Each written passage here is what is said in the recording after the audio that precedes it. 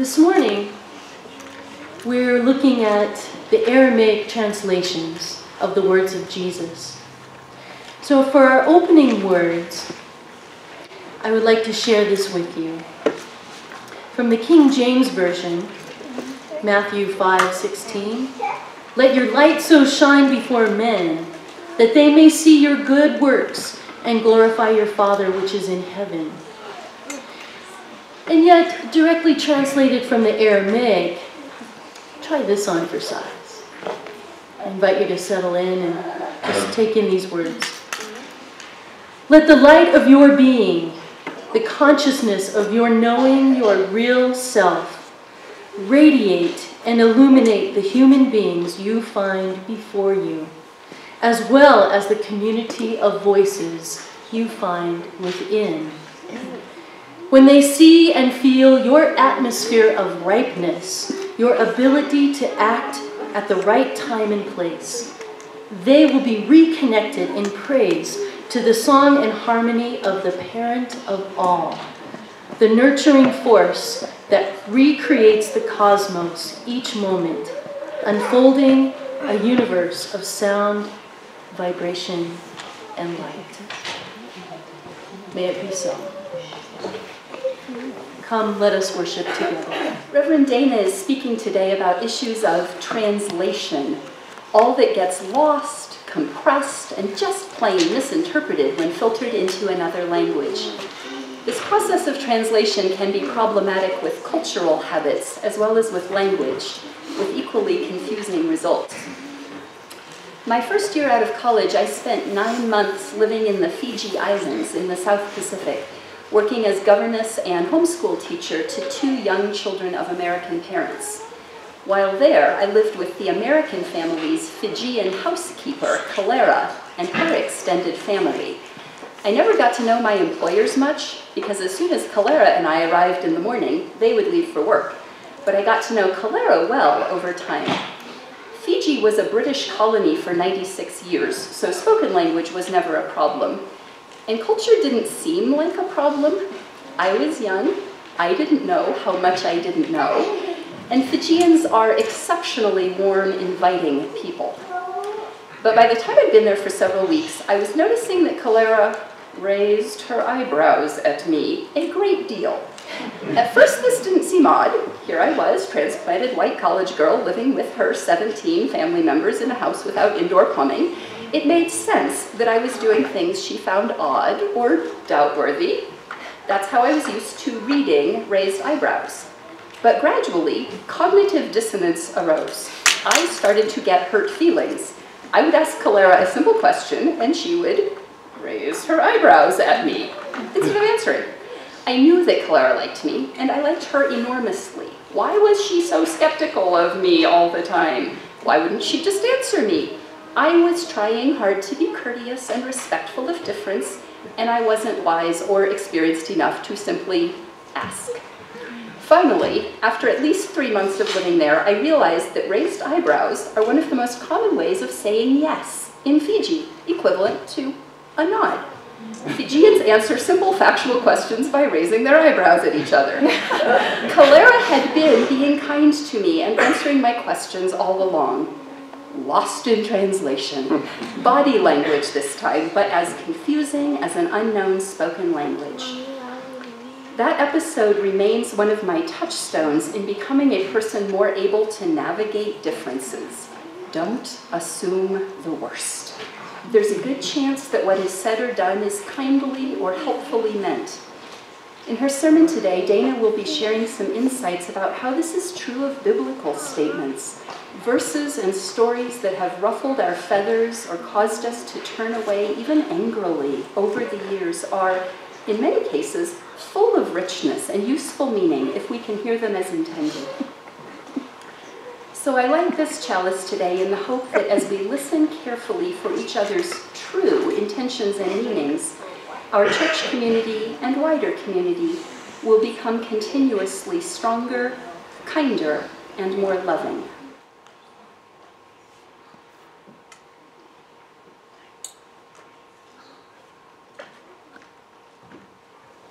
Today's reading. This country's founding father and author of the Declaration of Independence and President of the United States, Thomas Jefferson, was quite frustrated by the obvious inconsistencies in the Bible and finally created his own edited version of the New Testament with passages from the Greek, Latin, French, and English translations. This is his version of separating out what he considered the true teachings of Jesus.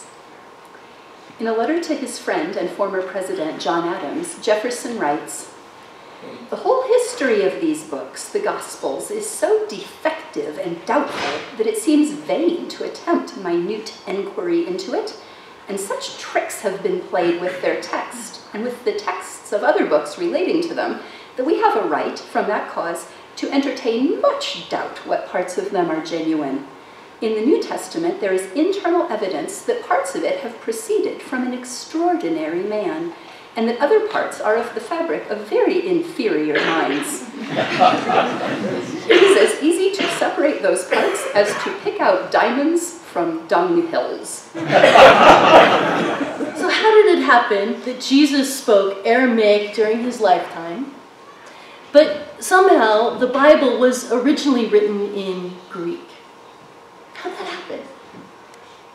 I often pondered this question while listening to professors lecture on the original text of the New Testament from the Greek during my years in seminary. I assumed I must have missed something somewhere, and indeed I had. And so had all of the other Western religious scholars for the past 1700 years, because they came out of a tradition that only looked to the Greek text as official biblical text. And they were either unaware or unwilling to acknowledge other sources from other cultures. Aramaic is a derivative of Hebrew. And, as a side note, Arabic is a derivative of Aramaic. During Jesus' time, Aramaic was the modern sort of street version of Hebrew, and Hebrew was still the formal, official language used in the temple of the Jews. However, Greek was used by the Roman occupying force, but it's completely unrelated from Aramaic, and it comes from an entirely different culture and civilization.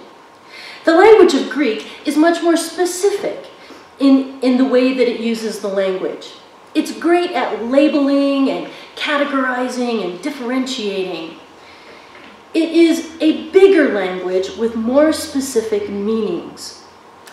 Aramaic, on the other hand, uses fewer words with much broader meanings. Instead, words have multiple meanings, and Jesus and others use these multiple meanings to create layers of meaning. So when the original Aramaic texts were translated into Greek, the Greek translators had to choose a narrow definition of what each word meant, rather than going on about the multiple meanings of each word. So logically, they chose the words that fit best into their Greco-Roman worldview. Much of the intended meaning, with its many layers of implications, was completely lost. And that was just the first translation. And as Thomas Jefferson speculated, and now we know for a fact, the texts were further edited and adapted over the early centuries, as many versions of early Christianity were shaped into one acceptable orthodoxy as the new official state religion of the Roman Empire in 325 of the Common Era, at the Council of Nicaea. Edits, accidents, adaptations continued for hundreds of years, and many translations. This was the birth of Christianity that we know today. Speaking about the English King James Version, Aramaic biblical scholar Neil Douglas Klotz explains, in most cases where there is not outright mistranslation, these versions are not wrong, but so limited in expression that they have proved misleading. In each case where the Greek text has been taken as a source, translations have spawned theological concepts that are foreign to Aramaic thinking, as well as, I believe, the thinking of Jesus himself. Neil Douglas Klotz and other Aramaic biblical scholars considered older Aramaic texts from Syria to be the most authoritative version of the Bible. This text, called the Peshitta text, can be traced to the early 2nd century.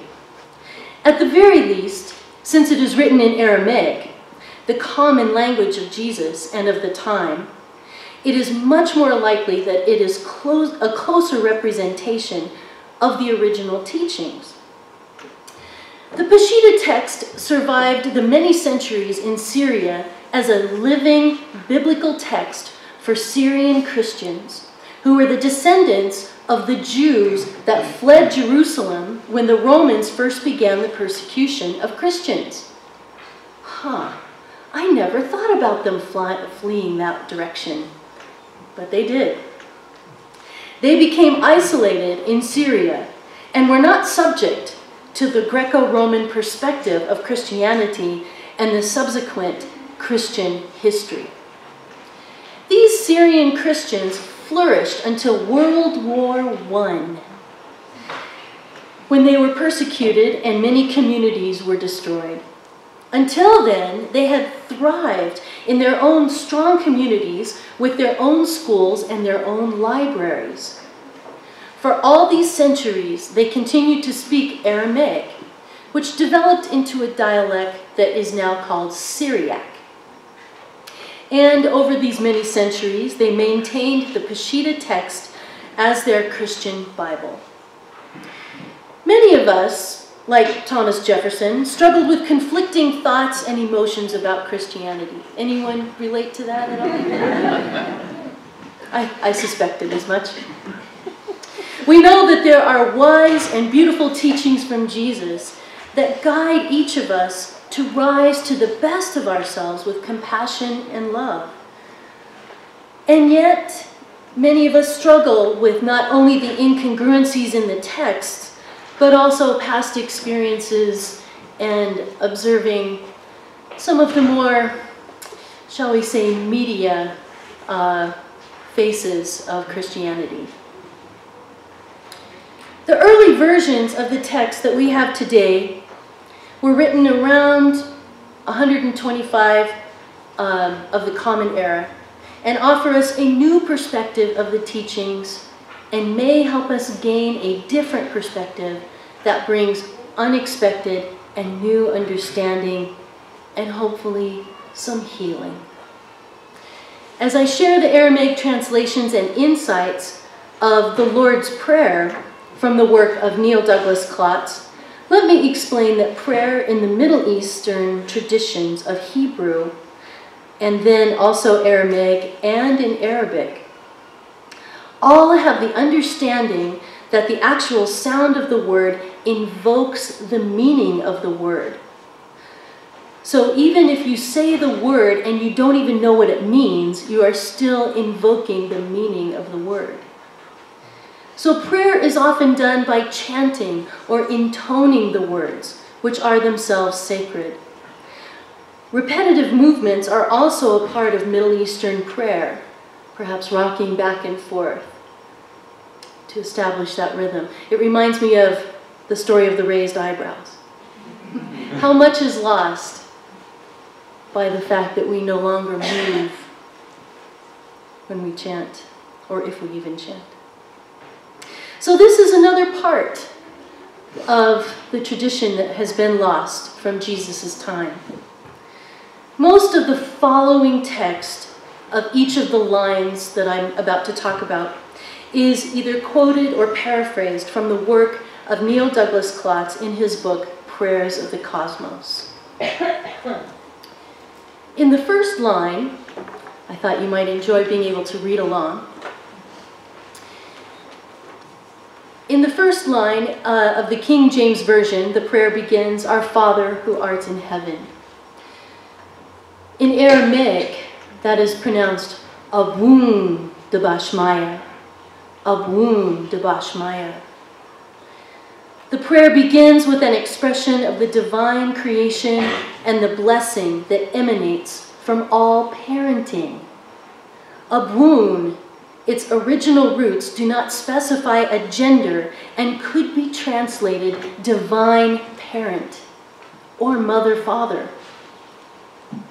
The word abun points beyond our changing concepts of male and female to a cosmic birthing process. This is the most important word of the prayer and embodies the entire prayer within it. Dubashmaya, Shem in Dubashmaya, can mean light, sound, vibration, name, or word, which rises and shines in space. What a great image. Aya shows that this shining includes every center of activity, every place we see, as well as the potential abilities of all things. Shemaya, together, says that the vibration or word by which one can recognize the oneness, God's name, is the universe. This was the Aramaic concept of heaven. Does that kind of blow your mind a little bit? A little different than what we've been taught? This was central to many of the sayings of Jesus and was typically misunderstood. So a possible translation is, given that each word has many meanings, one possible is, O birther, father, mother of the cosmos, focus your light within us and make it useful. Now, it's recommended that we sing each line repeatedly as a way to internalize the message and the sound. And we don't have time to do this for every line, but let's take a little time to just sing this line together so that we can find out what this is like. Abunde Bashmaya, Abunde Bashmaya. Repeat. Abunde Bashmaya, Abunde Bashmaya.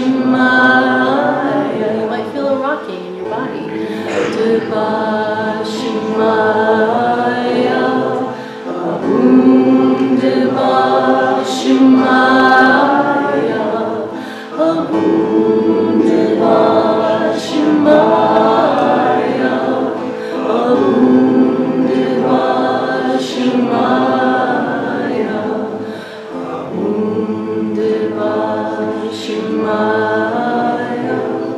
Abunde Bashmaya.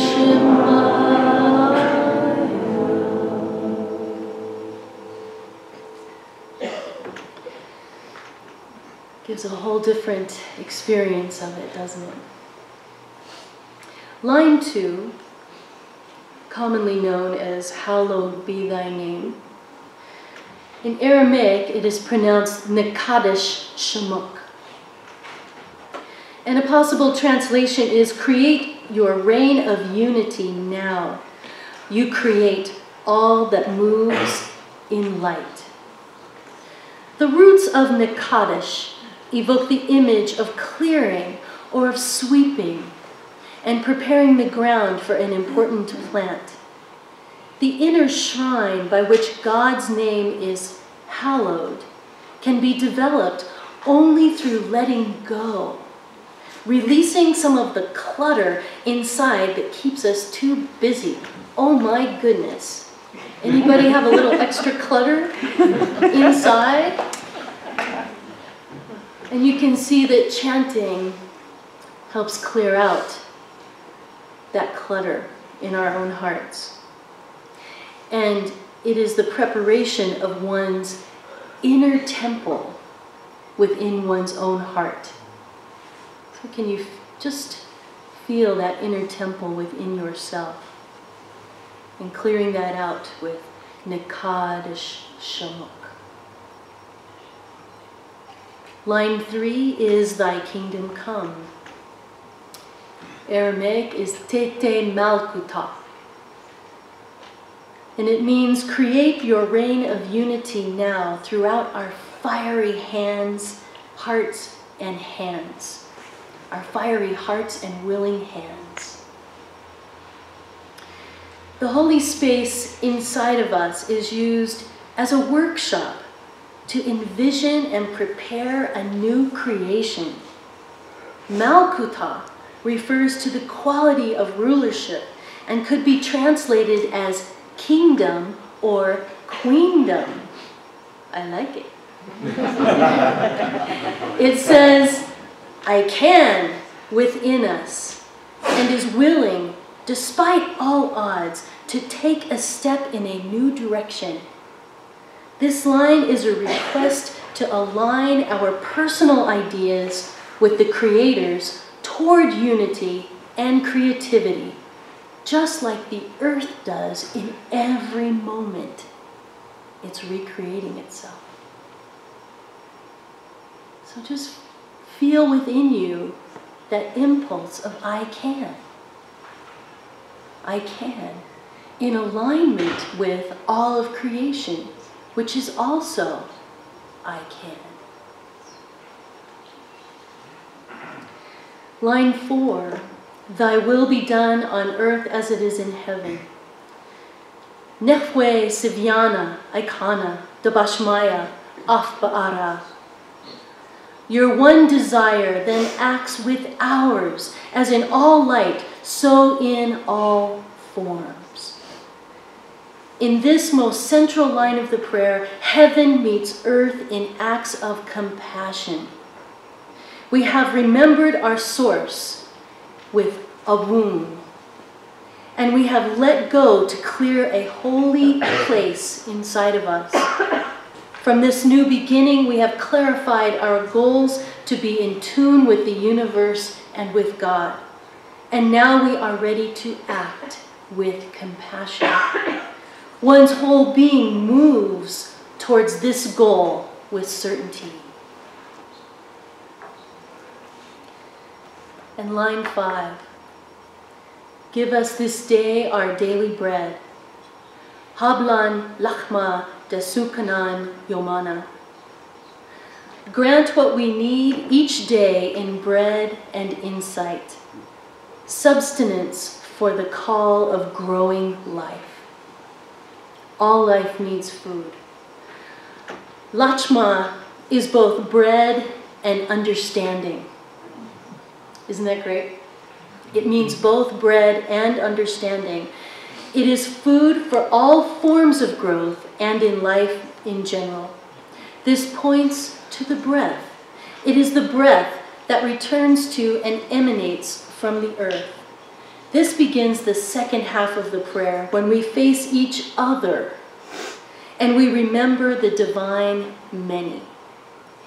The prayer reminds us of what always stands under and supports us, Mother Earth. We make that support more real by feeding each other. Isn't that beautiful?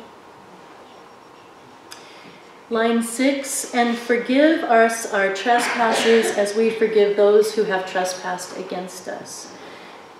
Washbuklan, Haubein, Wachdeheim, Ikonadaf Kanan, Schwabukan, Lachaubein. Loose the cords of mistakes binding us as we release the strands we hold of each other's guilt. This is all about how we tie knots within ourselves and within others, and untying those knots and releasing for a deeper letting go. This is about forgiveness. It is another gift that we can give one another, an opportunity to let go of mistakes that tie ourselves and one another in those knots. Releasing must be done consistently and regularly if our knotted relationships are to become whole and stable again. Line 7. And lead us not into temptation, but deliver us from evil.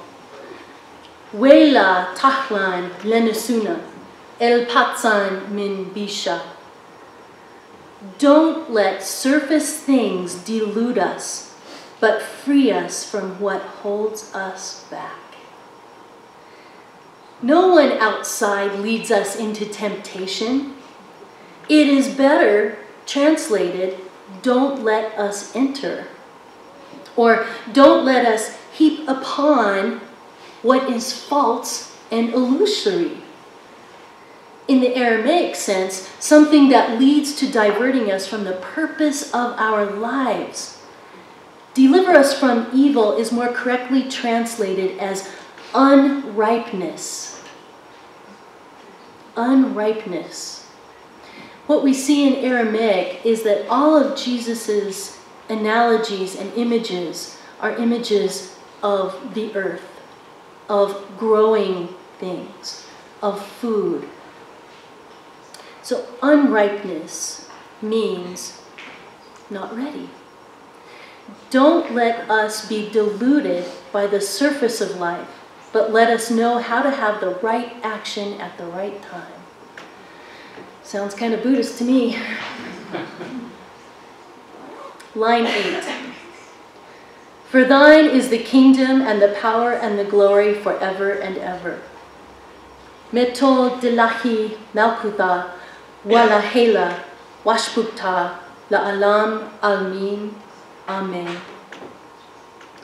For you is born all-ruling will, the power and the life to do, the song that beautifies all. From age to age it renews. Truly, power to these statements. May they be the ground from which all my actions grow. Amen. At the end, we return to the creative visioning of God, the power to accomplish these visions, and the beauty to add grace and artistry to them. Dilahi shows another planting image, a field fertile and abundant, one sufficient to produce everything. Malkuta represents the theme of the cosmic I can, the royalty that permeates the universe. Not power over, power in unison with all that is natural creation. Glory is more exactly translated as glorious harmony, returning divine light. Forever and ever is much more accurately translated as from gathering to gathering. And Amen is a solemn oath used to seal agreements in the Middle East. So I'll just read the translation for you now. O birther, father, mother of the cosmos, focus your light within us and make it useful. Create your own reign of unity now. Your one desire then acts with ours, as in all light, so in all forms. Grant what we need each day in bread and insight. Loose the cords of mistakes binding us as we release the strands we hold of others' guilt. Don't let surface things delude us, but free us from what holds us back. For you is born all-ruling will, the power and the life to do, the song that beautifies all. From age to age it renews. Truly, power to these statements. May they be the ground from which all my actions grow. Amen. This prayer to me is so simple and logical and heartfelt. It's a very different experience, isn't it? It doesn't refer to an afterlife, but instead, instead provides guidance on how we live here and now. In this interpretation, heaven is within and around us. By the way, in Aramaic, there is no distinction between among and within. It's the same word. Isn't that interesting? Whatever is within is also among. In this interpretation, heaven is within and among us. It is nature and it is the universe. It is not some artificial separation between the people on the earth and who are in perpetual suffering because of their original sin, and some mythic far-off land in the sky where everything is sweet and nice. This prayer is not waiting for some future moment when the kingdom will arrive, as in, thy kingdom come, thy will be done. Rather, the kingdom/queendom is the nobility that resides within our own hearts. It is that enduring quality of, yes, I can.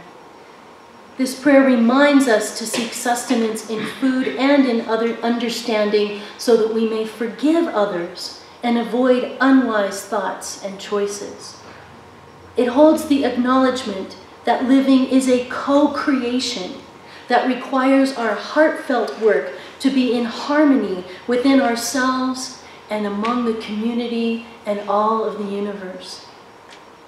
People during the time of Jesus, and ever since, felt deeply touched by his teachings because he spoke directly about their greatest struggles, and he gave them tools, such as this prayer, to reframe the way that they look at life.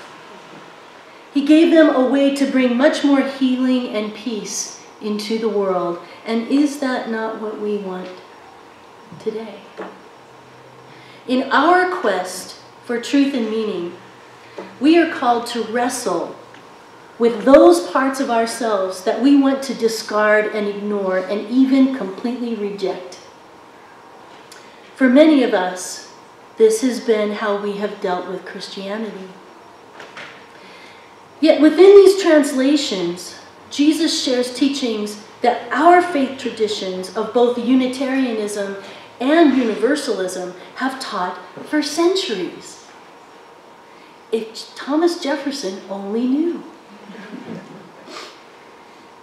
Jesus reminds us what we already know, that we are deeply connected with each other and the universe in sacred unity.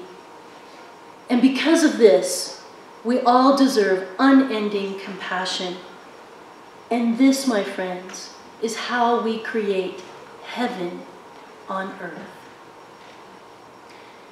Whatever our beliefs, may we live by those truths that to us are self-evident, and that inspire and guide us to create heaven on earth for all beings, now and always. May it be so.